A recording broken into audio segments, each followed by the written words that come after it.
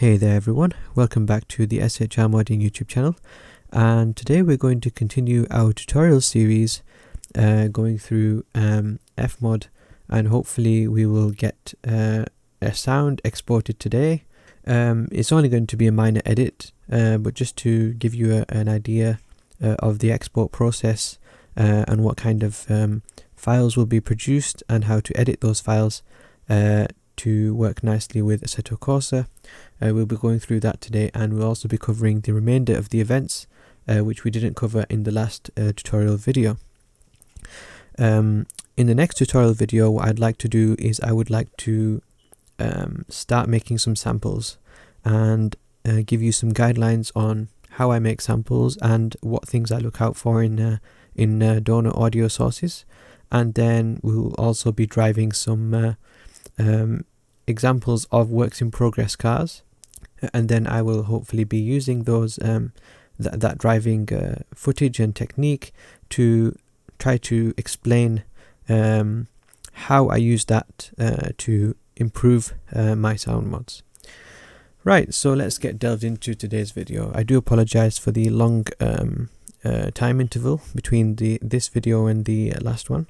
I've been quite busy with the Automobilista 2 work, and also I've been waiting for some of my audio gear to arrive, which most of it has now arrived, and hence why you can hear me on a new microphone. I've also got some new headphones and a USB interface which will tie everything together. I'm just waiting on some 3.5mm to 6.35mm adapters so I can plug every single thing into this interface and have it all work on one system. If for those of you who don't know, a USB interface is it's basically like an external sound card for your computer, but it's more of an audio, but it's much more of a high-tech audio solution to an inbuilt sound card, because you have microphone inputs, you have monitor outputs, you have gain knobs, volume knobs, etc. So I can basically hook up speakers and headphones to it at the same time and have sound play through both, that kind of thing. So it's very, very powerful, even though it's a cheap Behringer audio interface. Anywho, let's get into the bulk of this tutorial. So in the last tutorial we finished going through some of the aspects of the events, and we finished on the engine external or internal, which I can't really remember which one, but we covered the throttle curves, and we covered basically we covered the whole layout and impact of parameters and how they can be adjusted. And so as you can see here, the engine samples are placed in the RPM tab, and we went through the auto pitch as well. So we adjusted I showed you how we adjust the auto pitch of these samples so that they flow into one another without any pitch sync issues. And as you can see, these volume curves are RPM dependent. So when you go up the RPM range, say if we solo this track, solo will mean that only this track plays, and you can see how the volume of this sample obviously depends on this volume curve. Another way you can implement this curve is you can click in the top left, hover over the top left or top right corner of a sample. Here it won't happen because it's overlapped, and then you can click and drag and add a fade curve like that. If you click and drag off all the way, it will remove the curve. With these, it's just a simple click and drag to drag these points around, and let go to place the point, double click to remove a point, and single click to add another point. So I can add another point there, double click that to remove a point. So basically sample arrangement is basically where you put samples in their intended rev range. So for example, if you've recorded a sample of a car 4000 RPM, you would place it in the rev range of 4000 RPM, or you try to do that. Sometimes you have to reuse samples which are intended for high revs. You have to use them for a low RPM, sometimes vice versa as well. But most of the time, what you would like to ideally do is you would like to use a sample where it's intended to go, basically. So this at the bottom is something that I don't think I covered in the last tutorial. So if you highlight some of the tracks, you'll notice that they have a different assortment of effects. So let's have a look at this down here. This is basically an effect which is an equalizer with 3 knobs, essentially. A treble, bass and a mid-range, and as you can see, it's not applied to all of these tracks. It's only applied to this one and this one. These two don't have it applied. So basically what that allows you to do is adjust the EQ. You can see they've reduced the treble on this one, increased the lows slightly, and the same with this one, but to a different degree. And so say for example we apply that to this track. The way you do that is you highlight the track, click on a plus arrow. If you can't find a plus arrow, right click, add effect, FMOD 3 EQ, and this will apply the effect to this channel, this track only, nothing else. And then you can adjust the frequency at which this dial adjusts the lows, and the frequency at which this dial adjusts the highs. So for example, if you lower this this dial here, the band over which this treble volume knob will impact is a lot larger. If you increase this knob, it's a lot smaller, and same with the lows. So you're basically increasing or decreasing the point at which the frequency at which this or this stops applying the effect, if that makes sense. It's a bit of a hard phenomenon to explain if you don't know the vocabulary. So let's mute this track. In fact, we're going to solo this one. You notice how it's quite quiet, because the dominant track in this the acceleration phase of the car is this one, but we're going to have a look at this anyway. So if you highlight the track, you see this. If I increase the treble, you see how the treble, the higher frequencies increase. If I increase the bass, you see how the lower frequencies increase. Now if I increase the bass fully and increase this, this will increase the amount of range that the bass is increased over. So you see we're even increasing some of the mids now. Yeah, and if we go down, I'm only increasing the really low frequencies. And same thing with the highs. If I double click on each of these, it will reset to the default value. So same thing with the highs. You can hear the highs increase now, but when I increase this, you really won't be able to hear any increase, because the frequencies that I'm actually increasing are super high that aren't actually in this sample. If I decrease this value, you'll hear more and more of the treble range, and then finally the mid-range get louder. So now we're in the top end of the mid-range now, where the cutoff point is. Yeah, so this is what the 3-part EQ does. I really don't use it that often. I used to use it in my older mods, but I found that if I find good audio sources, then I really don't need to use it. Occasionally I use it to add a bit more punch and a bit more bass, and occasionally, very occasionally, I use it to drown out some hissing or some transmission whine in some of the engine samples, but that's a very rare case. And the reason why is I've learned how to filter out transmission noise using spectrum analysis, which we will hopefully go through, but in a much later video.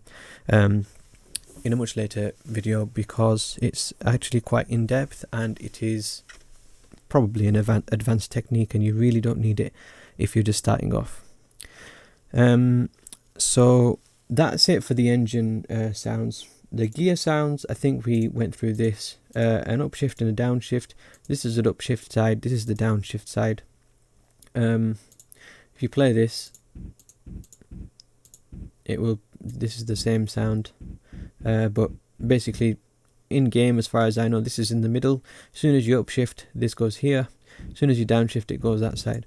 So upshifts are placed right side of 50%, downshifts on the left side of 50%, as far as I know. Gear grind, I don't generally touch this, but this is the default standard Kunos sound that you may have heard before. And what they've done here is they place it in the timeline, because that's how the event's set up to trigger, and they have a little start bit here, and if you can hear it coming in, that start bit, because you don't want that start bit to play again and again and again when somebody's going on the gear, grinding the gears for a really long time. You don't want that start bit to play again and again and again. So what they've done here is they've put a loop region on top of this sample, so that when it plays, it will loop between these 2 points. Hear that? So it's very seamless in that way, so you don't actually get this, because that's what would normally happen. So that's what they've done there. Gear internal is basically the same as the external gears, but an interior sound. I think they've used the same one here. Horn, obviously a horn for a car that has a horn. Yep. And sometimes you can do the same thing that they did with the gear grind and put a starting, where sometimes the car horn won't always instantly be on. It will have a fade into it, a very quick fade, but a noticeable fade that makes it sound much more realistic. And so what you'd be able to do then is have that bit at the start of the sample, and then decrease the loop regions so it loops over that small region over there, rather than including the fade every time it loops. Limiter, again, limiter sounds. Again, they've got a loop region. I don't use this at all in my mods. I put the limiter sounds in the engine RPM range. But ideally you should keep the engine RPM constant, going up all the way to whatever the limit is, and then put your limiter sounds in there. But I find it hard to tweak the volume of this, and the decay, I really haven't fiddled around with this at all, so I don't know how it works entirely. But they've got the main sample in the timeline here. The decay they've set to a certain volume curve, and the event cone angle, which is the way the car is facing with regards to the camera. They've got that as has no impact on the volume of this channel, and neither does it have an impact on anything else, because anything else you change, oh, it does actually, it does. My bad. So okay, let's go back to the engine sounds. So one way I showed you to edit the EQ and the volume of any track was through the individual track. So any row of sounds, you can edit the volume curve based on RPM or based on throttle input, which is what we've done. Which is what they've done for all of the sounds, obviously, because certain sounds are off throttle, so you'll have those at maximum volume off throttle, and certain sounds are on throttle sounds, so you'll have those at maximum volume on throttle. And so you've seen how to adjust the volume curves with regards to each track, so on an individual track basis. But what you can actually do is also adjust the volume curve for the whole event in the master. So if I add a volume curve here, it will adjust for the whole event regardless of on throttle, off throttle, anything. So in the RPM section, for example, if we had a sound where all of our volume curves were the same for each track with regards to RPM, and sometimes they are, then we could put that in the master one as one curve rather than copy and pasting all of these curves here. Same thing goes with the three-part equalizer. You can put that on the master as well, and then everything in this event will be affected by the 3-part equalizer, whatever settings you have. Also, the volume of the master is the volume for the whole event. And so, for example, if your external sound is too quiet or too loud, then you can change this value and you can increase or decrease the volume of the whole event. Same goes for the internal sound, external sound, etc.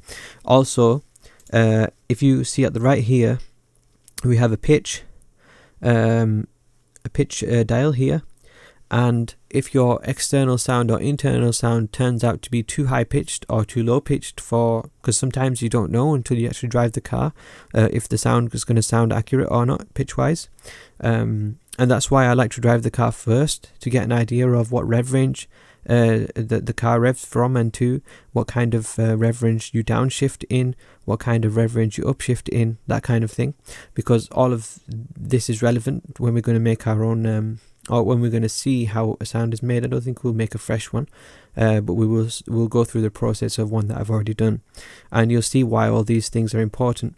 So what will happen is sometimes you'll have your pitch out by a semitone or two, and you'll need to tweak that, but you, rather than going and tweaking each individual sample's pitch, you would just tweak the whole event, and you'd say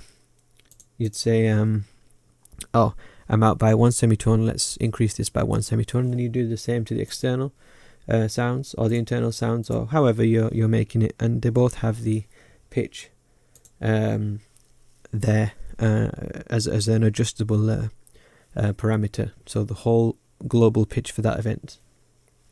So we've been through horn, we've been through limiter. Skid external says what it does what it says on the tin. Skid internal does what it says on the tin again. Traction control external and internal, I don't use these at all, but again does what it says on the tin. This is the sample. There is a decay value. I presume the decays, I presume, larger than 0.15 when the traction control is not running. When it's 0, I presume the traction control is running. Probably gives it fades in, I guess, so that it's not an instant abrupt sound that occurs. Transmission sound. So in this car we have a very low whistle. It's not low obviously when you hear it here, but when you hear it in the actual event, which is how it will sound in game, it's very, very quiet compared to the engine sound. If we expand this, we can see the volume curve. So it's loudest in this region where the speed is, let's say sub 100, and then when it gets to 150, 200 and plus, then the volume decreases, and that's generally because at higher frequencies, this is a very, very high pitch whistle, and if you put this to 0, it's very demanding on the ears. And so even with the normal transmissions like the Porsche and the BMW, etc., Z4, transmissions that I've used for those, I recorded those obviously. I didn't use this one. I recorded my own samples, but the volume, you do tend to put that down at 200, 250 drivetrain speed, revs of drivetrain speed, because of how harsh it is on the ears at that speed. And you don't really notice it getting quieter. You just notice it seems quite natural at that volume. So you don't really notice it getting quieter. It just seems normal. Even though it is technically getting quieter, it seems like a normal load for your ears to bear. Turbo. They've put a turbo sound in here, not a blow off sound though. Oh, they put it in the timeline for some reason. So there'll be no turbo sound unless the boost is high. And obviously, to see how these work, you can see the volume curves and the pitch curves here. And so basically, to see how anything works, you just expand it. There is no blow-off valve sound, but that would normally go here. And as soon as the blow-off valve hit 1, you'd get, i.e. open fully, you'd get a blow-off valve sound. Wheels, this has everything to do with wheels and brakes, so brake sounds are part of this event. And as you can see, the volume curves and pitch curves for certain events. So this is a pitch curve which is separate from auto pitch. So there's no auto pitch on this sample, which means that the pitch for this sample will not go from 0 to whatever the root pitch is set to and higher. It will follow this curve instead, so you can dictate exactly what pattern the pitch goes. So you can even like have it spike or have it trough, or you know, you can have the pitch go up down however you want to, with a pitch modulation a pitch automation rather than auto pitch being used. So inflation, obviously that's how inflated your tire is. So if your tire is zero inflation, which is a flat tire, then you will get a puncture noise, like a rubber, a shaking rubber noise, where your tires are just shaking around, and you know, flat. Basically, it's flat, so it's going all over the place. And then we have suspension geometry movement. So, for example, if you have suspension damage, then suspension damage, obviously, if you have it severe, then when you drive your car, the suspension will make this noise. You can replace these sounds with other ones, but I haven't done that. Then again, if your tire inflation is 0, let's put suspension damage low, and so you can see as soon as it gets to 0, you get a pop noise, and that's made there. That's there by design, and this is done by not ticking the replay option, the loop option. So in any sample that we've seen so far, like the engine samples, we've always seen that the loop button's been ticked, and that's because we want the sample to loop over and over and over and over again, because we don't want it to stop playing when we're driving the car. But for the wheel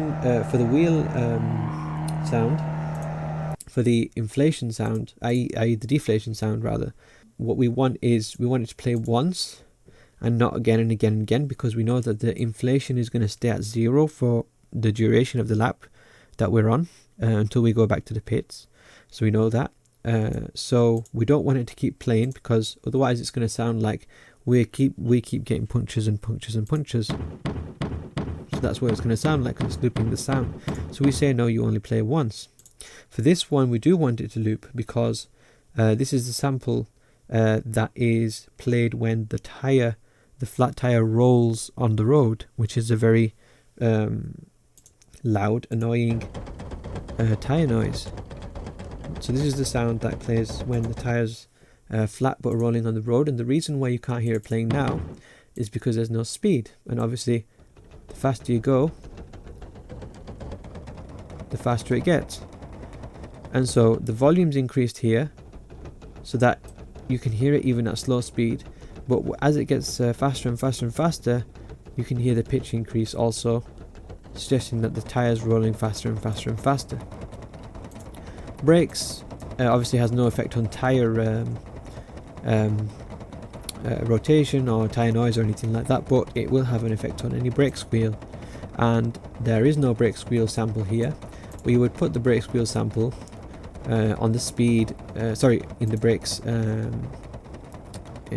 track here on the speed icon. So you can say, well, you want it to trigger at high speed, and then as you go, your speed goes lower and your car gets quieter because you have less road noise and you have less engine RPM, which means your car is quieter. Then the brake squeal also gets quieter, so it's not deafening or overpowering. And then so basically you can adjust the volume curve based on that, and the brake squeal volume will also depend on how hard you're pressing the brake. And so obviously if you press the brake halfway, then it will be quieter. If you press the brake full, it will be louder, etc. So that's where the brake squeal lives. And the last one is wind noise. Now I have done a lot of work on wind noise in my latest sound mods, and my event looks a lot more complicated than this, but essentially you can see the pitch. They've put a master pitch automation here, which means that any events you'll put here, any tracks you'll put here, regardless of if they're populated or not, their pitch will be altered based on this curve. And then the volume, they've done it per track basis. You can also do the volume as per the master volume. You can adjust the master volume on this curve. So for example, there's no volume tab here if you want to put this curve in the master track.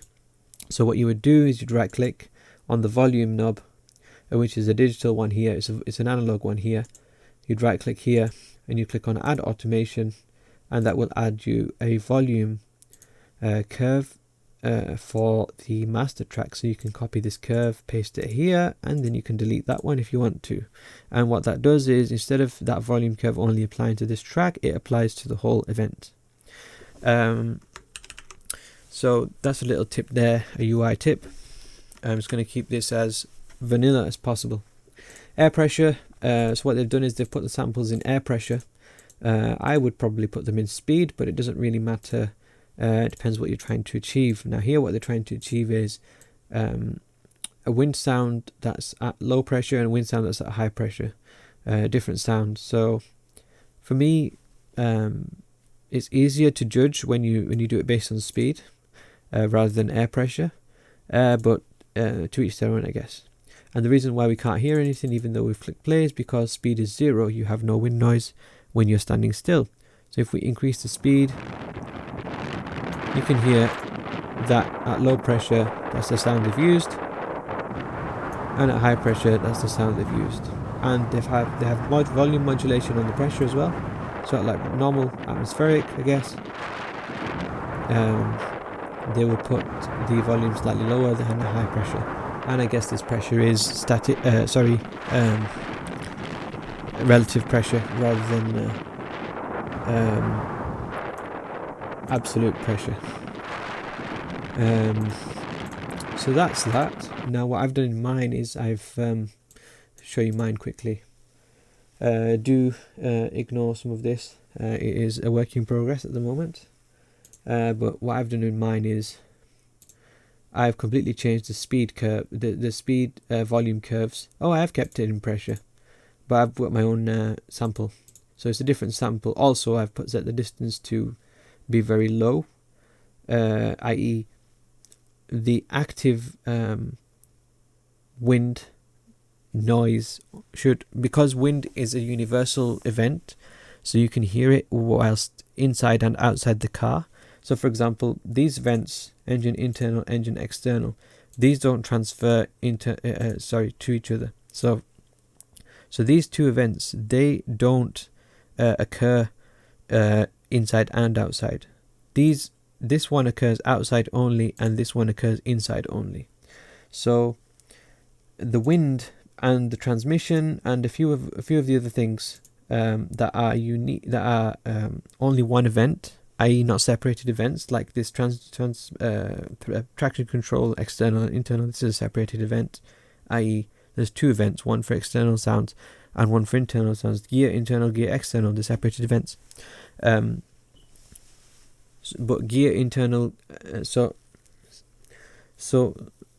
what I've done here is I've put the distance at a very low number, so that the wind only occurs when you're inside the car, and outside the car or any camera that's not the cockpit camera, the wind noise will absolutely be mute. And the reason for that is the wind event is not a dedicated event for the internal wind noise of a car.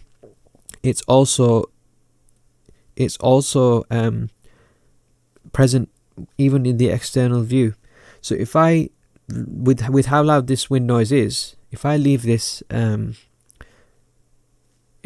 curve, or if I don't put a curve here, and I leave the volume as it is for the whole distance range, then you'll be able to hear this wind even when the car is going past, and it's very disturbing and it's annoying and it's not realistic at all. So what I've done here is I put this curve in, which makes this wind noise only occur in the cockpit, and that way then I eliminate it during the flybys and the onboard cameras and the chase cameras, etc.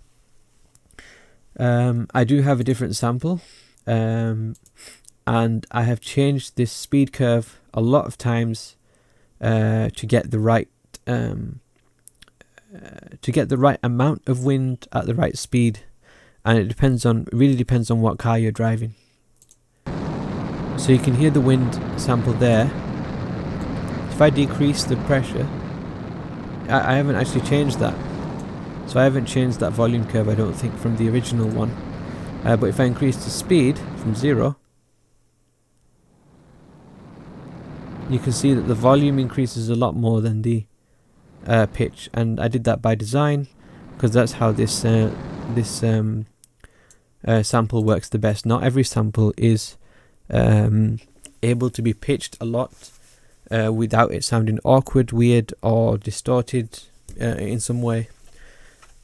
So this sample wasn't able to be pitched that much. And so that's basically a tour of FMOD and its events and the different parameters, what they do and how to adjust them. So if there's any parameters that you don't see here that you would like to use, so for example, we're on the internal engine sound, we only see throttle and RPM. What if we want to add a distance to this?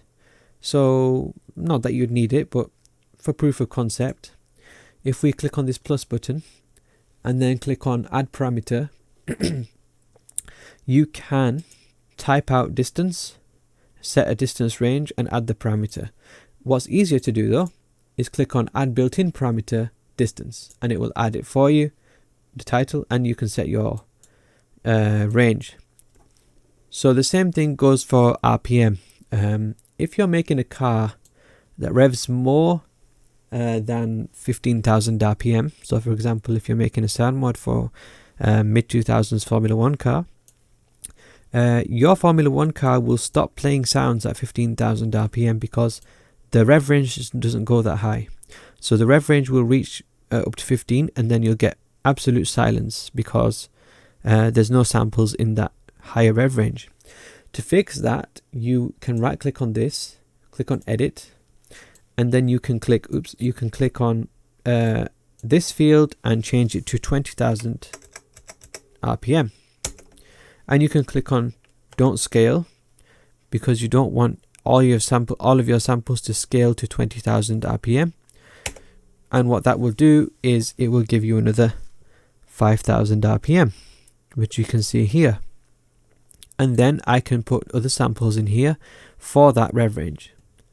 So I thought we'd go through the event cone angle parameter and the associated outcomes that we can achieve with this parameter. Now I know this is a bit more of an advanced kind of feature, but I thought that we'd just quickly glance over the possibilities that this parameter gives us with regards to the detail that we can add into our car sounds. Now, of course, we know that we can duplicate tracks, and so the tracks that we found in the original Tatus sample sound, you can right click and copy and then paste them. I like to use the shortcuts Control C and Control V, and that will duplicate this track. Everything within it will also be duplicated, like volume curves, any modulation or automation that you've added to any of the samples, any pitch automation, that kind of thing. Everything's going to be copied over. So how should we start? Well, let's start by explaining what the event cone angle parameter allows us to do. It allows us to change parameters or volumes or high pass filters, low pass filters, anything we'd like to adjust, but based on the car's angular position towards the camera. So let me explain. The event cone angle parameter goes from 0 to 180, and 0 is when the car is facing away from you, i.e. exhaust side towards you, and 180 degrees is when the car is fully facing towards us, i.e. the front grille and everything visible towards us. So regardless of if it's a formula car, road car, tin top, this is exactly the same. And so what we can do then is we can have a separate track for sounds that we want to hear when the car is coming towards us, and then we can have separate tracks for sounds that we want to hear when the car is going away from us, because lots of cars have different sounding engines, like for example the STW BTCC cars had a very prominent induction sound when they're coming towards you and a very prominent exhaust sound when they were going away from you. And so to create this effect, what we can do in FMOD here is arrange our samples in tracks like I've done here. So I've got like on rear, on front, off rear, off front, and then obviously the far and the near is just something else that I added, which is probably not necessary for most sounds, but I felt it added another level of immersion into the sounds, which I couldn't achieve with FMOD's built-in reverb and echo effects. So let's just have a brief look at how I've put these volume curves in. So basically these two are sounds that will play when the car is facing away from us, so going away from us.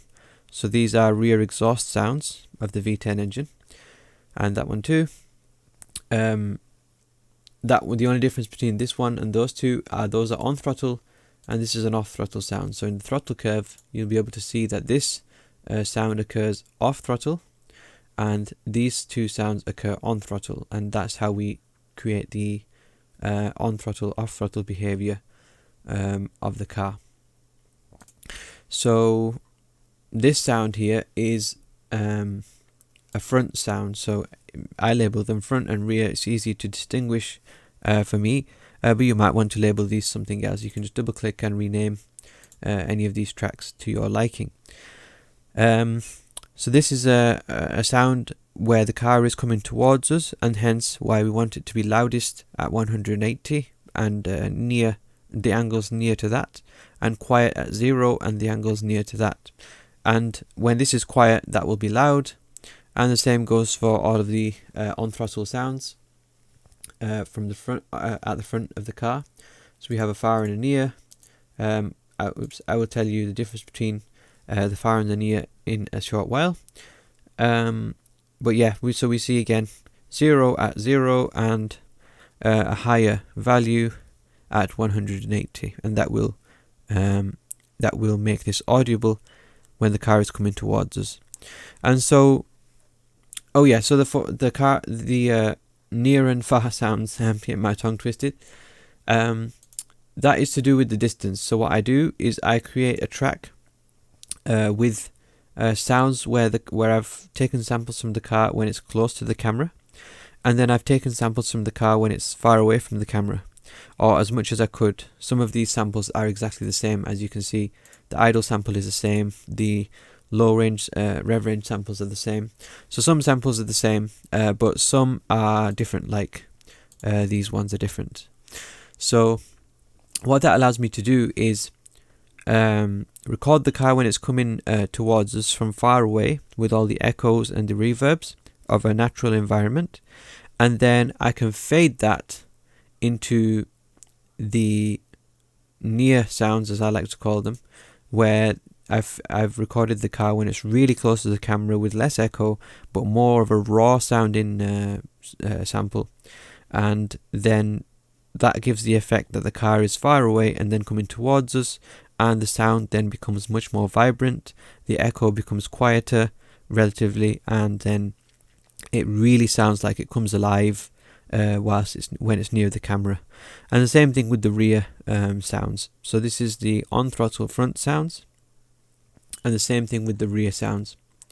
When the car is moving away from us, the distance is increasing, and so the sounds that I've taken when the car is being close to the camera fade out gradually, and the sounds that I've taken when the car is far away from the camera fade in gradually. And so the car really does sound like it's going far away into the distance, rather than just getting quieter and quieter, it actually feels like it goes far away, because you get more of the surrounding echo, more of the environmental noise, and less of the raw grunt of the exhaust.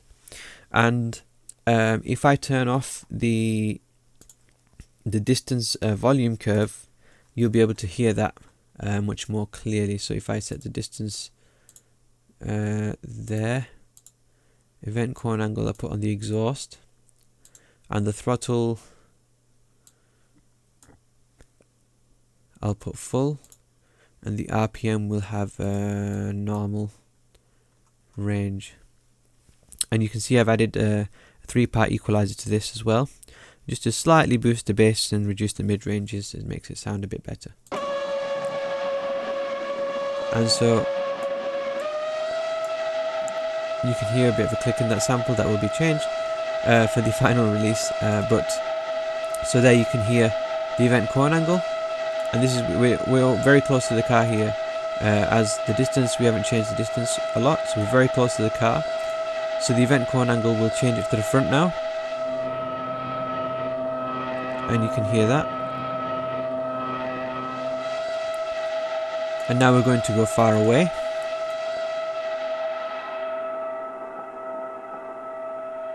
And you see how the sound is much more surrounded by environmental noise and much less pronounced in its own right. And that's the kind of effect that really makes it sound like the car's going far away. Let's turn on the front sound and bring it closer.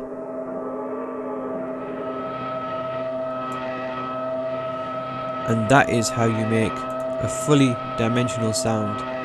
Off throttle sounds from the front, and when we move that further away,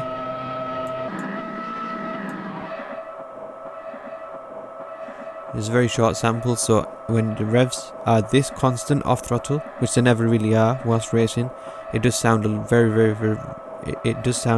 repetitive. But I can assure you it won't sound like that in game.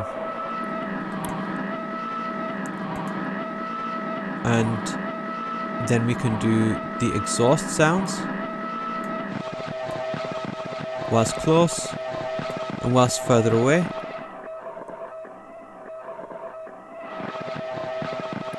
So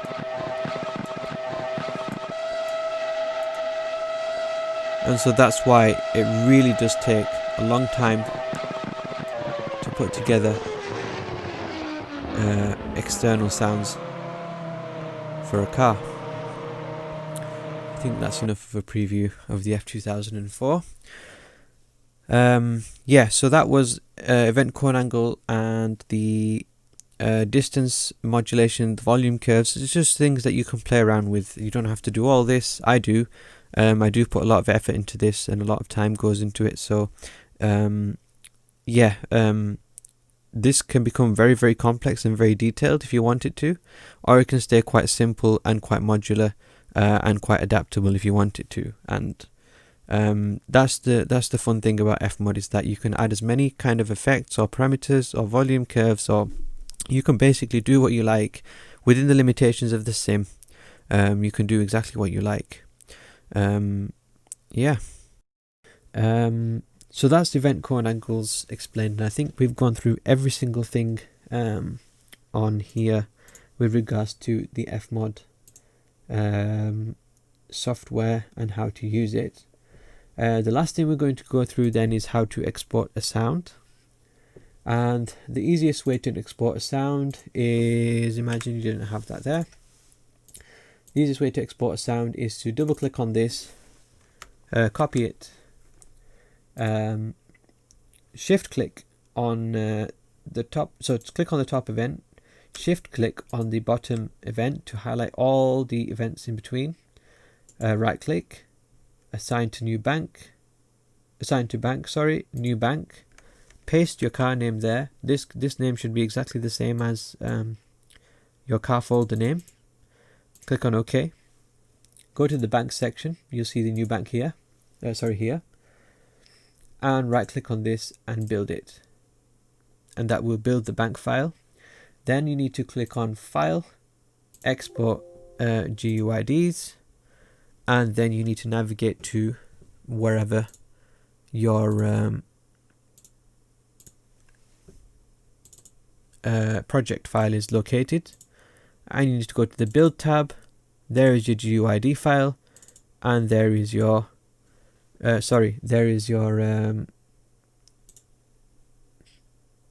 oh, this is my other project file.